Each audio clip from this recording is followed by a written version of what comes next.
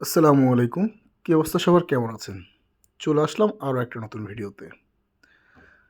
Construction কাজ কী পরিমাণ আধুনিকতার ছোঁয়া পেয়েছে আজকের এই ভিডিওর মাধ্যমে আপনারা দেখতে পারবেন।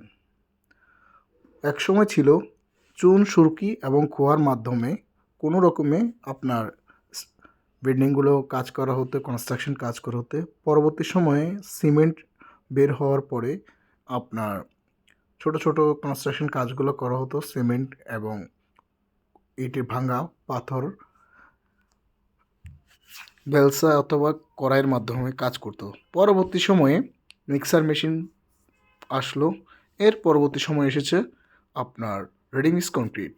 সেটি আবার আপনার প্ল্যান্ট থেকে তৈরি হয়ে আপনার এ ধরনের মিক্সার ট্রাকের মাধ্যমে চলে আসতো। কিন্তু এখন দেখা যাচ্ছে আপনার কাজকে আরও সহজ করার জন্য রেডিমিক্স কংক্রিট প্ল্যান্ট একদম সাইটের মধ্যে আপনারা দেখতে পাচ্ছেন যে ভেহিকেলটি, এটি শুধুমাত্র মিক্সার ট্রাক না, সেটি একসাথে সিমেন্ট, পাথর, বালি এবং পানি অ্যাডমিক্সচার একসাথে করে সাইটেই আপনার নিয়ে কাজ করে থাকেন। এখন বলতে পারেন এই যে সিমেন্ট, বালি, পাথর অ্যাডমিক্সচার দিচ্ছে সেটা কীভাবে মেনটেন করা হয়। আপনারা দেখতে পাচ্ছেন এই যে গাড়িটি আছে, এই গাড়ির মাধ্যমে আপনারা দেখতে পাচ্ছেন একজন অপারেটর অপারেট করছেন। তিনি কম্পিউটারের মাধ্যমে এখানে আপনার কত কেজি পাথর লাগবে, অর্থাৎ কত কেজি পাথর, কত কেজি বালি এবং কতগুলো সিমেন্ট দিতে হবে, সেখানে উনি মেজারমেন্ট করে নিচ্ছেন। এই মেজারমেন্ট করার মাধ্যমেই আপনার এখানে মিক্সিং হয়ে যাবে। মিক্সিং হওয়ার সাথে সাথে পাশেই আপনার ঢালাই কমপ্লিট হয়ে যাবে। অর্থাৎ আধুনিকতার ছোঁয়া কনস্ট্রাকশন কাজ কীভাবে যে এগিয়ে নিয়ে যাচ্ছে। আগেকার সময় একটা স্ট্রাকচার করতে অনেক সময় লাগতো, এখন দেখা যাচ্ছে একটা ছাদ করতে সর্বোচ্চ সময় লাগতেছে 10 থেকে 12 দিন, কিছু কিছু ক্ষেত্রে 15 দিন লাগে। কিন্তু যদি আপনার শাটারিং অর্থাৎ স্টিল শাটার এবং সেন্টারিংয়ের পরিস্থিতি যদি ডাবল থাকে কিংবা 3 গুণ থাকে, সেক্ষেত্রে মাসে 2 থেকে 3টা পর্যন্ত ছাদ ঢালাই করা সম্ভব হয়। দেখেন এই যে পাথরটা নিয়েছে, আপনারা মনে করছেন ইচ্ছামতো পাথর দিচ্ছে, কিন্তু না, এখানে ওয়েট স্কেলের মাধ্যমে আপনার ওখানে কম্পিউটারে দেখাচ্ছে যে যেখানে যে ইয়েটা আছে, এই পাথর নিচ্ছে ওইখানে কতগুলো পাথর উঠতেছে, ওখানে সাথে সাথে এখানে ওয়েটটা দেখাচ্ছে।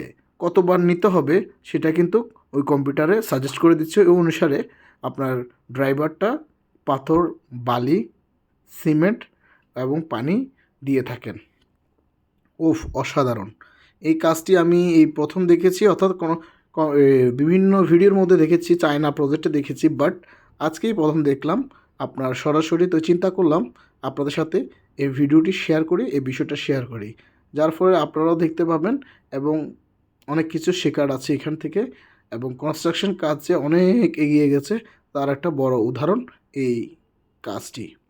এই ভেহিকেলটি দেখেন, এই যে ওয়েট স্কেলের মাধ্যমে ওয়েট করেই কিন্তু এখানে দেওয়া হচ্ছে, এর আগে দেওয়া হচ্ছে না।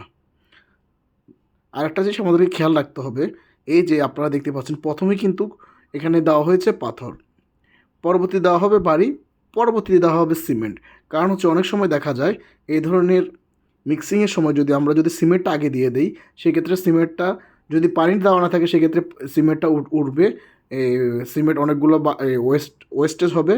এবং যদি পানি দেওয়া হয়ে যায় সেক্ষেত্রে আপনার পানির সাথে শুধু সিমেন্ট দিলে সেক্ষেত্রে আপনার সিমেন্টের গুণগত মান নষ্ট হয়ে যায়। তাই সবসময় খেয়াল রাখতে হবে আমাদেরকে মিক্সিংটা কনফার্ম করার জন্য, অর্থাৎ মিক্সিংটা সঠিকভাবে করার জন্য অবশ্যই প্রথমে পাথর দিতে হবে, পরবর্তীতে বালি দিতে হবে, পরবর্তীতে সিমেন্ট দিতে হবে। আর যদি আমরা ম্যানুয়ালি কাজ করি সেক্ষেত্রে অবশ্যই আপনাদের খেয়াল রাখতে হবে প্রথমে 1 থেকে 2 কড়াই কিংবা আপনার ফেরা পাথর দিয়ে নিতে হবে, পরবর্তীতে সিমেন্টটা দিতে পারেন, সাথে সাথে পানি ব্যবহার করতে হবে। অন্যথায় আপনার সিমেন্ট কিন্তু উড়ে কিংবা আপনার নষ্ট হওয়ার সম্ভাবনা বেশি থাকে।